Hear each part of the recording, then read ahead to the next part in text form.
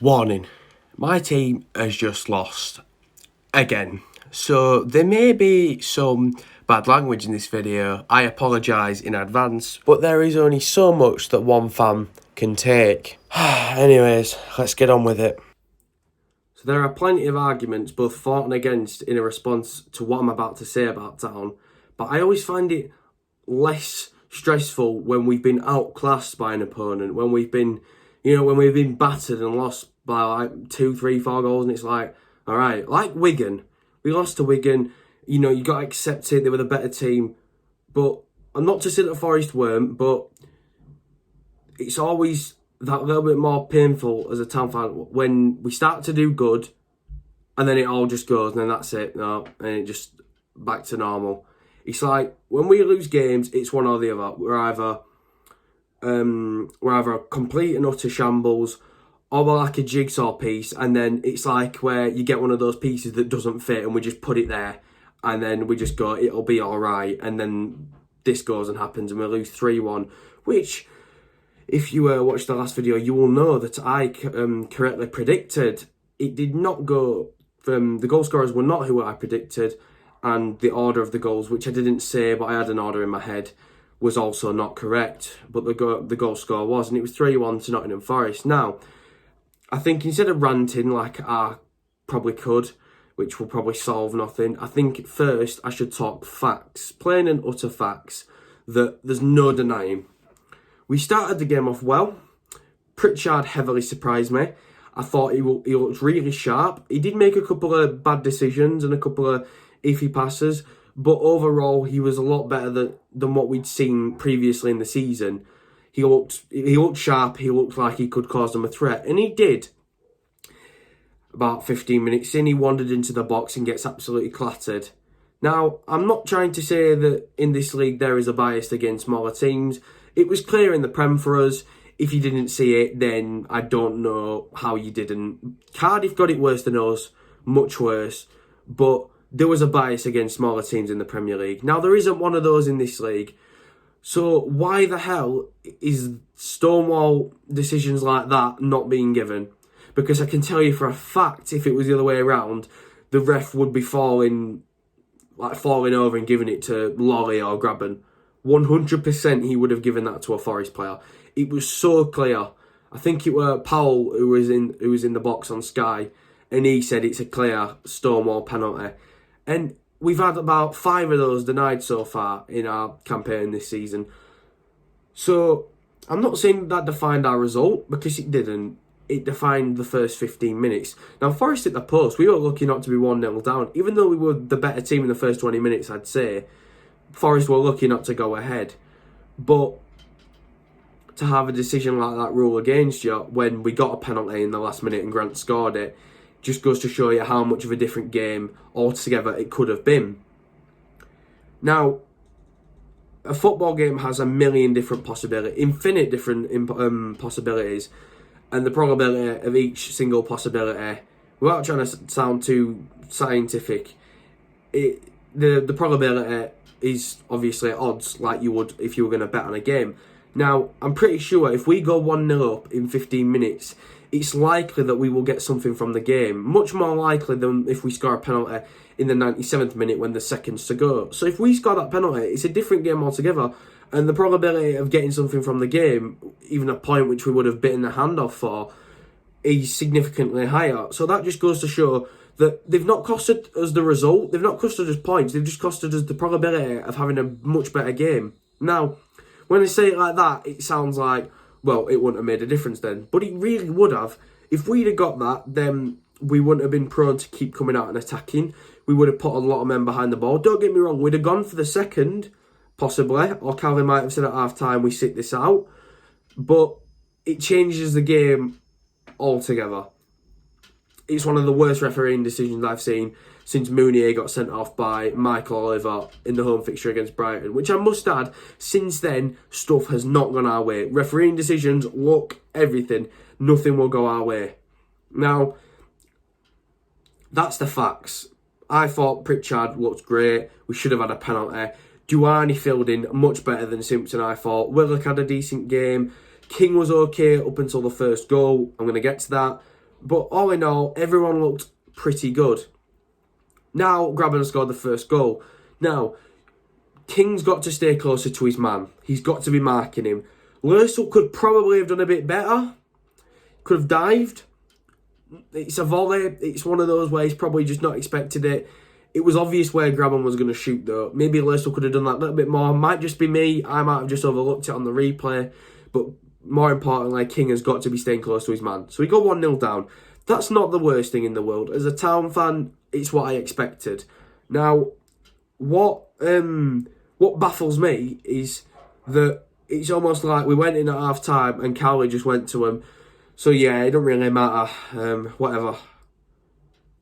Now I know he didn't say that, but it's almost like he did, because then we come out in the second half and then Schindler with very questionable defending. Now I didn't see all the ins and outs of the goal because I was too busy looking on social media to see what people were saying about the penalty and the goal. Now, saw the replays and Schindler is at fault. And I'm going to say it now, Schindler has not been that good this season. I'm just going to say it because it's almost like people are afraid to say it just because he got us to Wembley. Now, I'm always going to be grateful for the things that Schindler's done for our club, but there comes a point where you've got to point out his mistakes, and today he made a bad one. Now, there's been a couple of games like that. It's almost like since Zanka in the first Prem season's gone, Schindler has been a different player altogether. Now,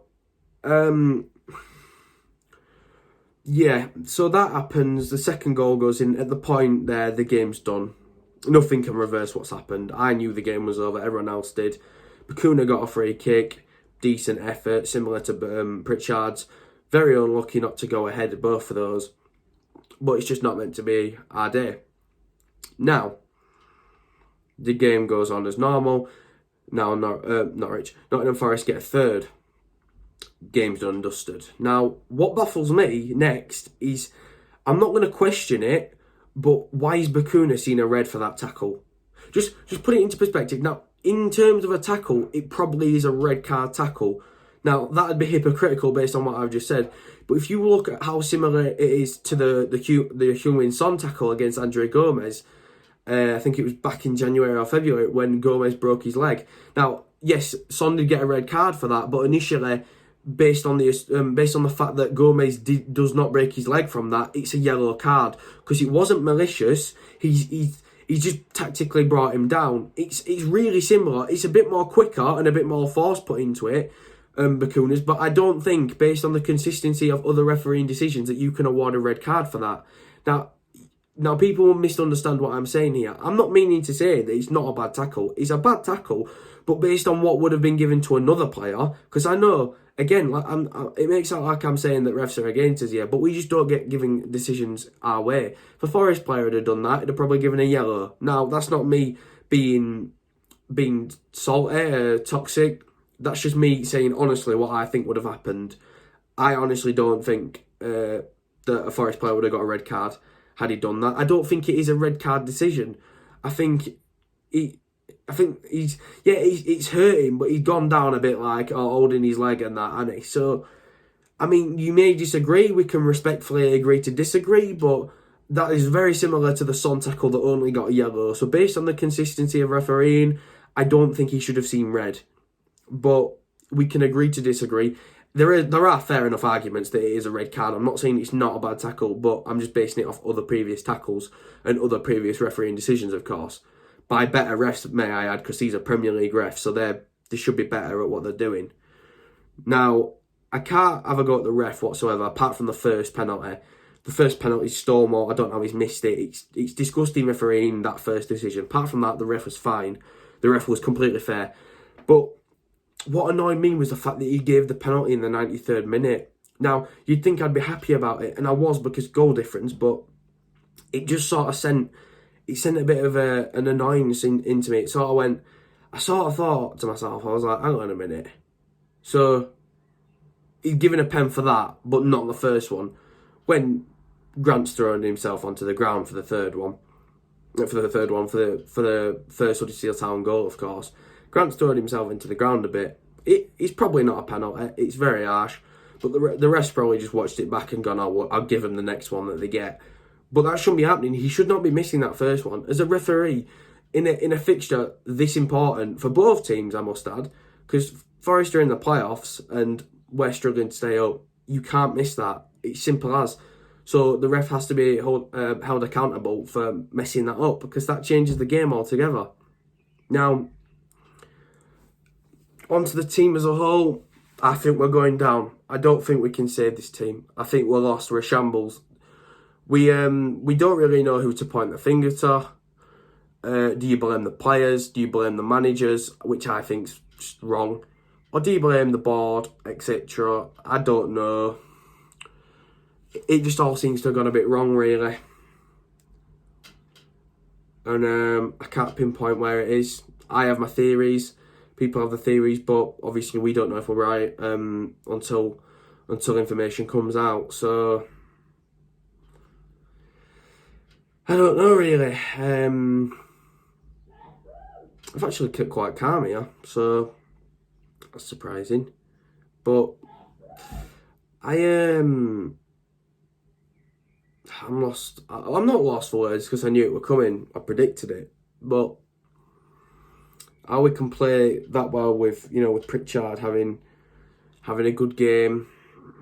It's just a penalty in the first half. It annoyed me so much. I would have liked to see Quana back on the pitch. Say what you want about the guy, but he plays for the shirt. He grafts, and Forest haven't seen him play, so especially not in a while. So it'd be stupid not to play him because they don't know his skill set. He's a bit of a wild card, isn't it? So that'd have been nice. The Bakuna 3-match ban's obviously a stump, but I don't think it'll matter because I personally think we're already down. And what annoys me more than all this is the people that sit there and go, "We're not down yet. Keep the faith. Stay positive." Please enlighten me how I'm supposed to stay positive as a Town fan when we've literally gone and will literally go from beating Manchester United, drawing with Chelsea at Stamford Bridge, drawing with City and being the only team that they cannot score against at their own ground, which it was a fortress, by the way, to Blackpool away. Now, please explain to me how that's going to happen and you are going to sit there and stay positive. Now, don't get it twisted. I'm still going to be there next year supporting the lads. I'm still going to be next year on the away days having a laugh with mates and obviously new people I've not met yet. That's a brilliant thing about away days. You meet new people, you have a laugh. It's a laugh getting there whilst you're there and coming home, of course. I'm still going to do all that because I support my club and I love my club. But at the end of the day, I'm not going to kid myself into a sense of false hope that we're going to stay up, because I don't think we are. I think it's over. You look at our fixtures we've got left. We've got Birmingham on Wednesday away. We've got West Brom at home. They're going to roll us over. Preston at home, they're going to roll us over. Millwall away, they're in good form at the moment. Bar losing to Derby, I think it was. Yeah. They'll beat us comfortably. So that's 4 games so far. I don't know. Who's the first one I said? Birmingham, that was it. We're lucky to get a draw at best. And we need like 3 points to get out of the zone, I think, or 2 or something. I don't know, 1. I haven't looked. I daren't look, to be truthfully honest. Wednesday, they've just won 2 games on the bounce, of course. We won't get out at Hillsborough. And that leaves Luton. I love how people say that Luton's a 6-pointer. It's a 6-pointer that we've got no points in so far. So we're going to play them. I think they'll draw. We'll be lucky to get a draw. I think they'll win, to be honest. But I can't think anything but negative at the moment in terms of Town. And people, I hope no one's surprised by that. I hope no one's actually going to try and say in the comments, "You're being negative, we need to stay positive," because I've stayed positive for far too long with this club. And it's got me nowhere. So I'm not going to kid myself. I sound like DT and Troops now, honestly. You could literally tape my face on a TV and you would not know the difference apart from the accent and the phrases. We do the same stuff. We're just papering cracks, round pegs in square holes, or square pegs in round holes, whatever the phrase is. But it just doesn't seem to be working. And I'm not going to kid myself, like I say, into a false sense. a sense of false hope, that we're going to stay up, because I don't believe we will, and I can't wait for all the fans to say, oh, well, good news is we'll win some games next year. Yeah, that's what we said about the Prem when we went down to the Championship, and look what happened there. We've got 8, and I've seen about 5 of those, I think, or 6 of those. So don't try and, come to me and say, oh, well, stay positive, because it gets you nowhere with Town. You stay positive, you keep the faith, and they sell you down the river and go lose 3-1 to Forest. Because we can't do the final ball, we can't do the final finish. Similar to Wigan, although we just didn't play good, etc. There's plenty of games this season it's happened, and we all say to ourselves, well, do you know what? Next game it'll be alright. Next game we'll get something. It'll be alright. Get behind the lads. We'll probably get a point or something. And then we end up getting trashed or something. And it's like, what's point anymore? Like, honestly. So yeah, that's all from me. Turns out there were no bad language, I don't think, in the video. I managed to keep calm. That's probably because I'm just too stressed out and too annoyed at Town to even waste energy shouting. So that's probably why. If you enjoyed this video, again, like always, like it, and then I know I'm doing something right, because Town aren't. Comment down below your thoughts on the game. We can respect to disagree, respect to agree to disagree, that's it, etc, etc. Reply to all the fair comments and nice comments, etc. And subscribe to this channel if you haven't already. Very close to 2k, could get there soon. Thank you for all your brilliant support throughout the last couple of months with us all being inside. Appreciate it so much. Anyway guys, thank you so much for watching, and I'll see you in the next one when Town have lost again. Listen.